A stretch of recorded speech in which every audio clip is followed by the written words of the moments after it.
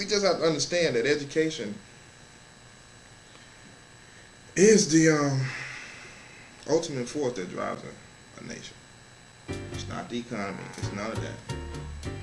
Because if you have a bunch of people that don't understand, that are illiterate, that can't synthesize information, and they're all just following it and batting their head to a call, you're going to end up with a situation by which that nation is going to begin to decline.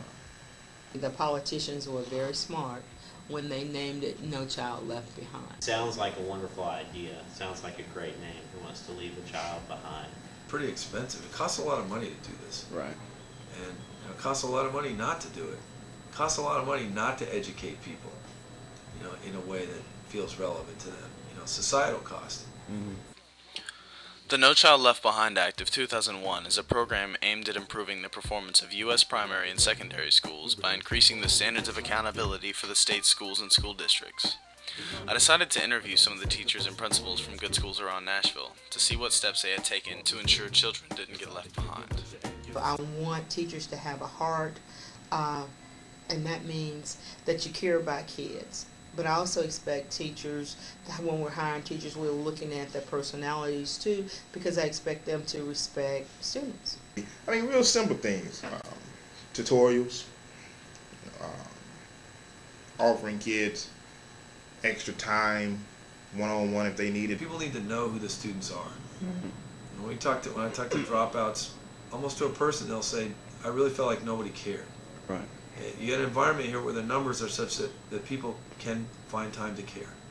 I think if it's my goal to raise a student's average from a 60 to a 70 so that they can pass, it should equally be my goal to take a student who has an 85 average and make them a 95 average student.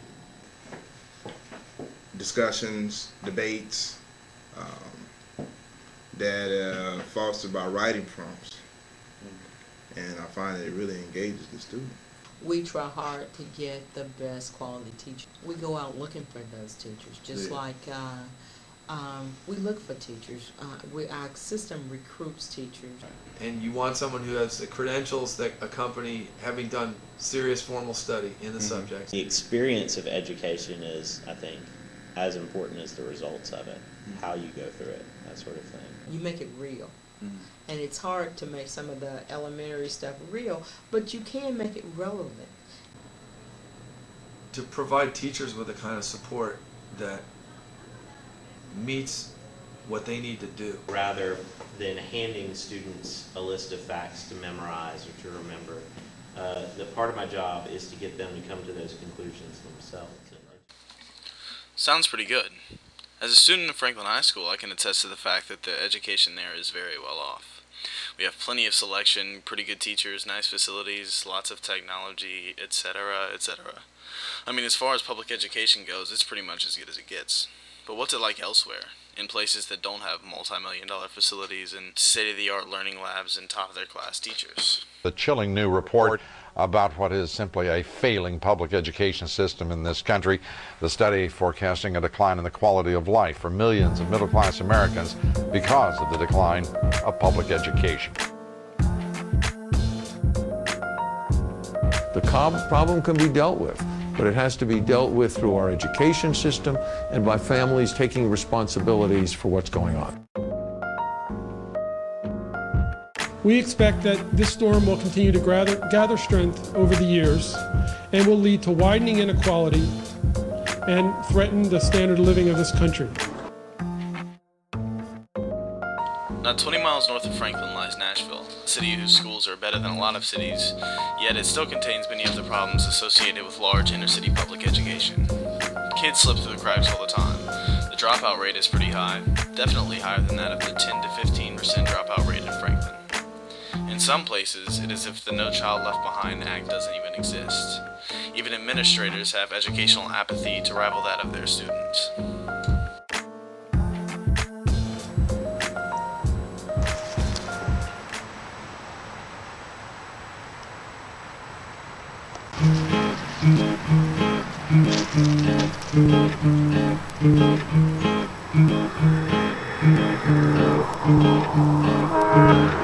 Start off school in like '03, '04 maybe. And I got into a lot of trouble though, so I pretty much I got kicked out of school for that, and went to an alternative school. Got kicked out of that, and I went to a boot camp, and I didn't get kicked out of that, but I ran away. So let's just say I had a lot of trouble in my first ninth grade year. I did a lot of things that weren't so good for my schooling.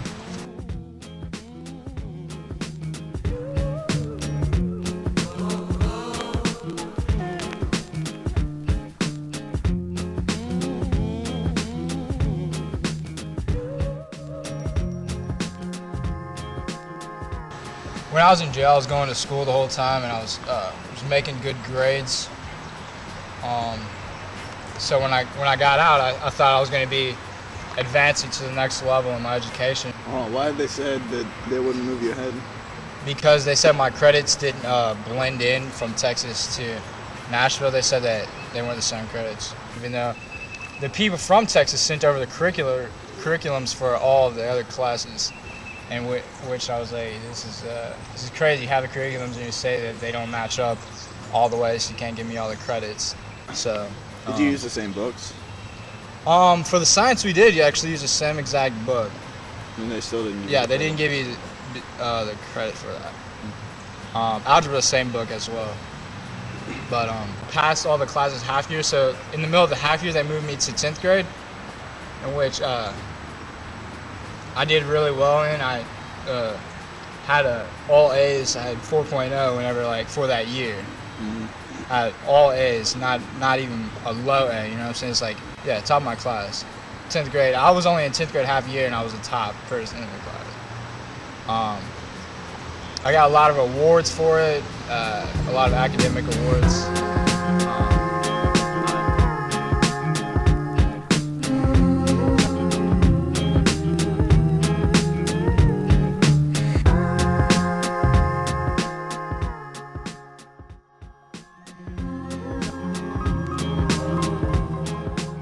That year finished. I finished that year. I passed that year.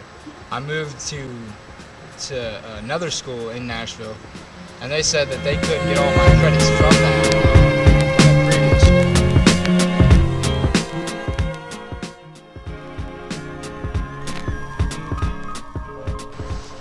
What they said was they couldn't retrieve them from the other school. So I went to the other school. I picked the credits up.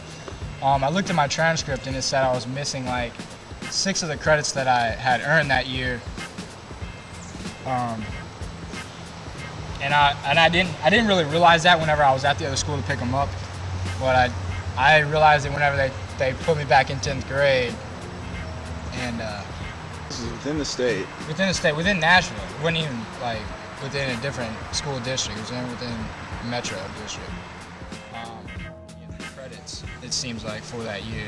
So I had the all or nothing thinking, if I wasn't going to get my credits that I worked for, that this year I was just going to blow off. And I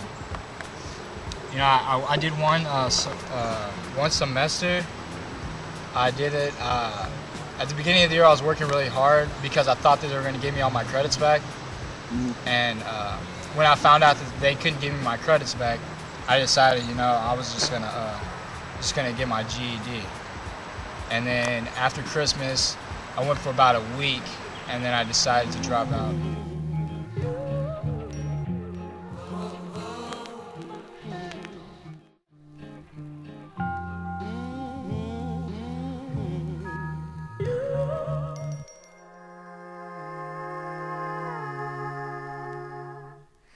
To me, that is unethical. It's immoral to have an amoral attitude about education.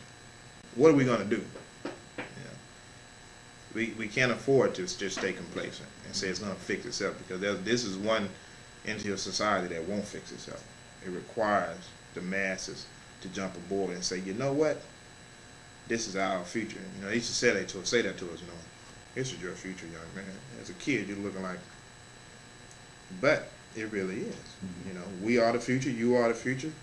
If we want to continue this experience that we call America,